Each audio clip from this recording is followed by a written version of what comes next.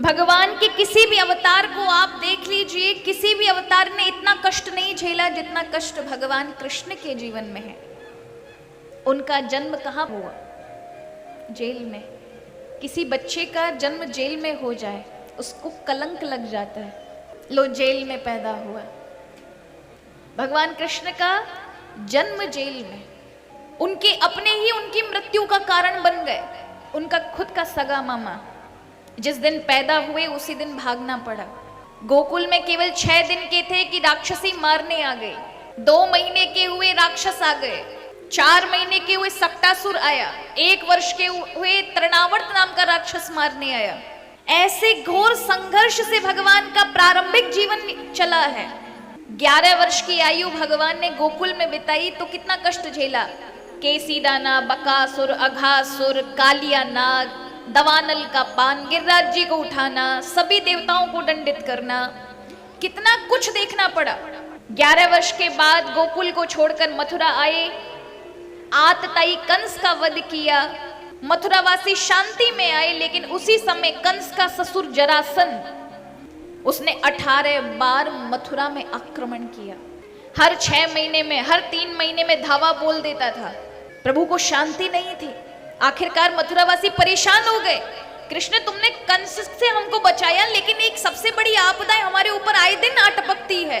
जरासंध, उसको कोई मार नहीं सकता, कहकर भी नहीं आता, अचानक आक्रमण कर देता है। हम थक गए हैं। तब भगवान ने द्वारिकापुरी बसाई। अभी द्वारिकापुरी में आनंद से बैठे ही थे कि अचानक पांडवों ने कहा हमारी रक्षा करो।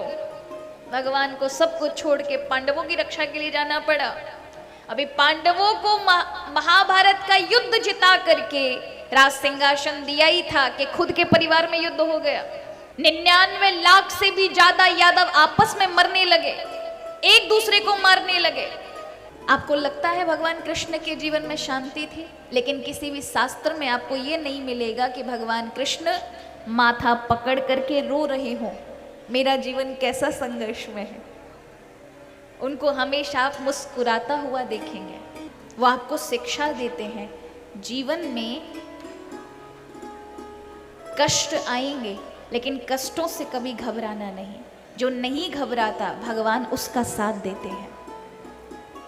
जो प्रभु का नाम लेकर के कष्टों से टकरा जाता है, कष्ट उसका बाल बका नहीं कर सकते, क्योंकि उसके साथ प्रभु का नाम है।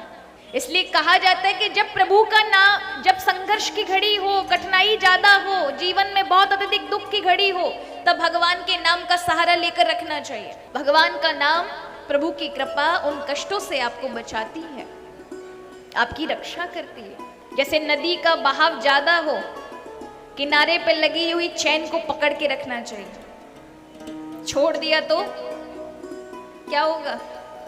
बह जाओगे। पकड़ के रखा तो नदी का बहाव कितना भी गहरा हो लेकिन आपको नहीं बहा सकती। उसी प्रकार जब कठिन परिस्थिति हो तो भगवान के नाम की चैन पकड़ के रखो महाराज। चाहे कितना भी संघर्ष की घड़ी है, आपको बहा नहीं सकते।